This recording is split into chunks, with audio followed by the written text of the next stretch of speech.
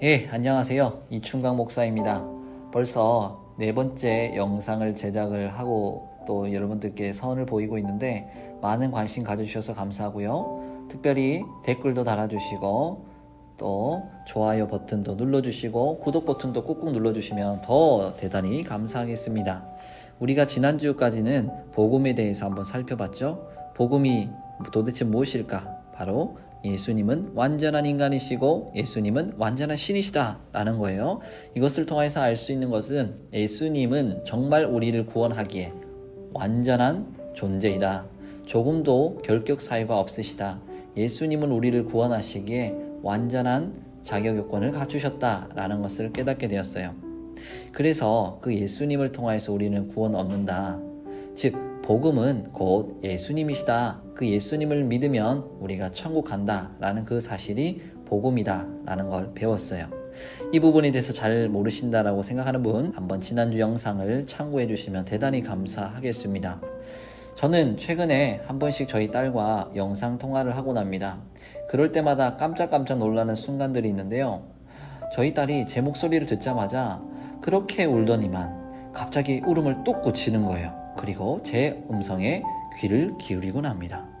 여러분, 이것을 통해서 제가 한 가지 영적으로 알게 된 진리가 무엇이냐? 바로 영적 아버지 되신 우리 하나님의 음성을 우리가 들을 때에 잠잠코 다시 한 번 더 말씀에 더 경청하고 집중하여서 그 하나님 말씀대로 살아가고자 노력하는 것, 이런 모습들이 우리 가운데 계속 펼쳐져야 된다는 사실이죠. 하나님께서는 이번에 계속 로마서 말씀을 통하여서 여러분들과 계속 나누고자 하십니다. 그 음성에 여러분들이 본격적으로 계속 더 반응해 주시면 더 감사하겠습니다. 자, 이제 본론으로 한번 들어가 볼까요? 자, 오늘 8절에서 17절 말씀에는 복음을 전하고자 로마 지역으로 가려고 부단히 애쓰는 사도 바울이 등장해요. 먼저 사도 바울은 로마 교회 성도들에게 정말 감사하고 행복하고 있어요. 왜냐고요? 로마 교회 성도들의 믿음이 세상의 모든 그리스도인들에게 소문이 다 났기 때문이죠.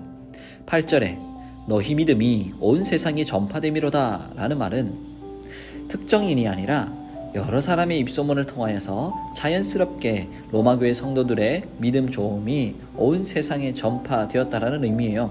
참고로 요한 1서가 아닌 요한 3서 1장 3절에서 4절에 보시면 바울이 가장 좋아한 것이 성도들이 진리 위에 서 있는 것이다 라고 표현합니다.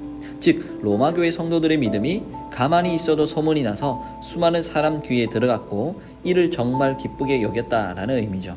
더 나아가 로마 교회는 원래 기독교 문화가 있었던 곳이 아니었어요. 우리가 캄보디아, 필리핀 등등으로 나가는 선교지 같은 곳, 그곳이 바로 로마 교회였던 거죠. 바로 그 이방 문화가 판치는 곳에서 믿는 자의 수가 늘어났고 믿음의 퀄리티가 높아졌다라는 소문이 들리니 당시 많은 사람들에게는 핫 이슈거리가 될 수밖에 없었죠. 그래서 사도 바울은 8절에 이렇게 이야기했어요. 사랑하는 로마 교회 성도들아, 내가 하나님께 정말 감사한 게 있어. 그게 뭔 줄 알아? 너희 믿음이 온 세상에 전파되고 소문난 거야. 야, 정말 고마워. 너희들 정말 대단해. 라고 말했던 거죠. 자, 그렇다면 사도 바울은 말만 그냥 단순히 기쁘고 행복하고 감사하다 라고만 했을까요? 그렇지 않았어요. 그는 매일 매순간 그들을 위해서 중보 기도했어요. 그 기도 제목 중에서도 가장 갈급하게 기도한 것이 10절, 11절, 13절, 15절에 이 네 구절에 공통적으로 나오고 있는데 도대체 무엇일까요? 한번 찾아보시기 바랍니다. 찾는 모든 분들에게 소정의 상품 드릴지 말지 한번 고민해 보도록 할게요. 자, 정답을 말씀드릴게요. 사도 바울이 하나님께 하루빨리 로마 지역으로 가게 해달라고 기도했다라는 거예요. 자, 우리가 여름 휴가 때 하와이, 제주도, 그 밖에 여러 좋은 해외여행할 만한 곳에 가고 싶죠. 그것도 정말 미치도록 가고 싶습니다. 그만큼 사도 바울이 로마 지역으로 빨리빨리 가고 싶었던 거예요. 방금 언급해드렸던 10절, 11절, 13절, 15절에는 어떻게 하든지 하나님 뜻 안에서 로마로 갈 좋은 길을 위하여서 나는 기도한다. 내가 로마 성도들을 정말 간절히 보기를 원한다. 내가 한두 번이 아니라 여러 번 로마에 가려고 시도를 했고 이 사실을 너희가 좀 알아주기를 바란다. 그러므로 나는 어떻게든지 할 수 있는 대로 로마에 가고 싶다. 라고 기록하고 있죠. 적용해 볼까요? 우리에게도 누군가를 향한 열정적인 기도가 회복되기를 원해요. 당장 내 가족들 여러분이 기도해주지 않으면 사실 누구도 기도해줄 사람이 그다지 많지 않아요. 그 외에 사랑하는 성도들과 또 친척, 이웃, 친구들을 위해 중보 기도하기를 원해요.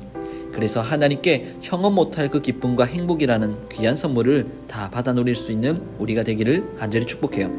그러면 왜 사도 바울이 로마에 그토록 가고 싶어 할까요? 궁금하지 않으십니까? 그 전에 사도 바울은요, 로마 교회를 직접 세우지 않았어요. 그런데 지금 로마 교회의 영적, 행정적인 운영이 너무 잘 되고 입소문이 좋게 났어요. 그러면 누구나 사역자라면 한 번쯤 나도 저기 가서 사역해보고 싶다, 내가 담임 목회하겠다라고 할까? 라는 유혹에 사로잡힐 수도 있겠죠. 동시에 자신이 사도의 권한으로 기적과 능력을 로마 교회에서 한번 베풀어야지 라는 욕망도 있었으리라 생각합니다. 그런데요, 사도 바울은 그렇게 하기를 원치 않았어요. 다시 말해 사도 바울이 자기 욕망에 따라 로마에 가려 했던 것이 아니라고요. 그가 왜 그토록 로마에 가고 싶어 했을까요? 첫 번째, 11절. 신령한 은사를 나눠줘서 그들을 견고하게 세워주고 싶었어요. 이때도 그 은사는 자신이 아닌 하나님만이 줄 수 있다는 확신을 사도 바울은 갖고 있었죠. 한마디로 한 교회를 바른 복음 위에 분명한 믿음으로 건강하게 자라도록 돕고 싶었던 거예요. 존 스토트라는 목사님은 그리스도인들 간의 교제가 서로에게 큰 복이다 라는 사실을 사도 바울은 알고 있었다 라고 말했어요. 이 측면에서 볼 때 현대인의 많은 선교사들은 복이 있죠. 동시에 국내 안에서 작은 선교사로 활동하고 있는 우리 모두에게도 교제라는 측면은 참 큰 복이에요. 성도들에게 있어서 이렇게 겸손한 리더가 있다는 그것이 정말 복이라는 거죠. 목사님들에게 있어서 자신을 꾸준히 믿고 신뢰하며 따라와주는 성도가 있다는 것 큰 복이죠. 우리 청년회가 그런 관계의 복을 인지하고 우리가 다 그 복을 받아 누리게 되기를 간절히 기도하고 소망합니다. 자, 두 번째, 12절.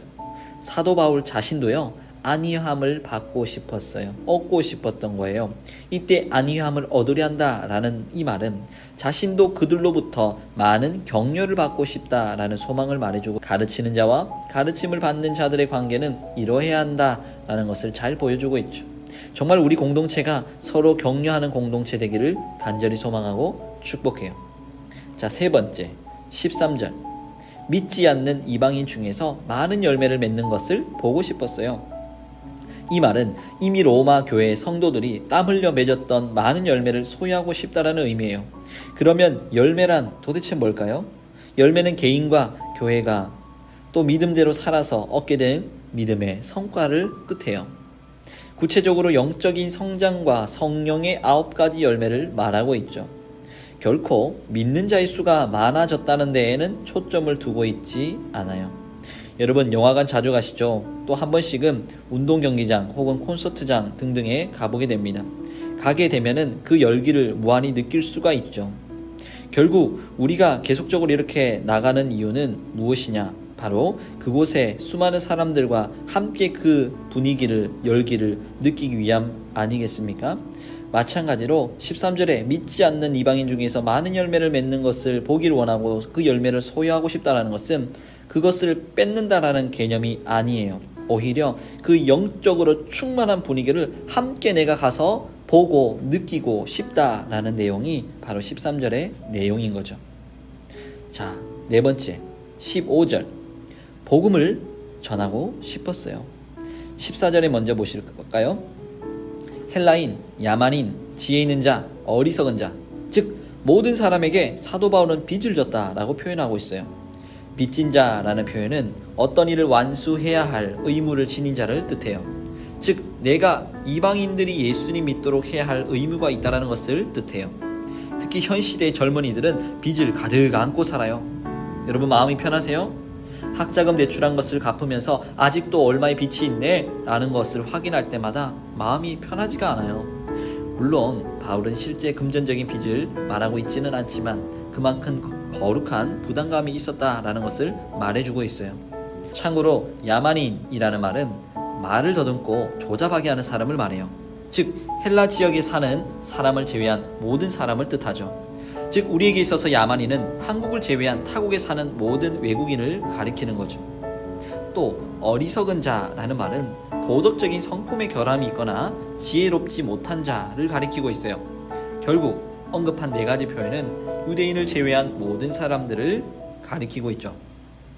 결국 이 모든 사람들에게 복음을 전해야 할 의무가 바울에게 있다라고 말하는 겁니다. 그래서 15절에 바울은 로마에 가서도 예수 그리스도라는 은혜의 복음을 전파하고 싶다라는 소망을 말하고 있어요. 우리에게도 예수님 전하고 싶은 마음에 입이 근질근질하게 되기를 원해요. 교회 사람들끼리만 잘 먹고 잘 노는 것 이상으로 중요한 것은 사도 바울의 그 마음을 갖는 거예요. 그 마음은 바로 예수님을 온전히 드러내려는 마음인데 이 마음을 우리 모두 소유하고 실제 실천하길 간절히 소망합니다. 17절을 통하여서 바울이 복음에 대한 태도와 가치관을 이야기하고 있는 것을 살펴보기를 원해요.